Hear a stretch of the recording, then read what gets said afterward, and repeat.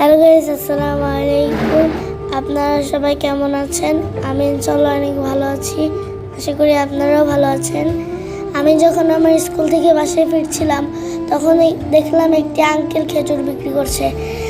তার খেজুরগুলো অনেক সুন্দর। তো আমি ওনার কাছে গেলাম।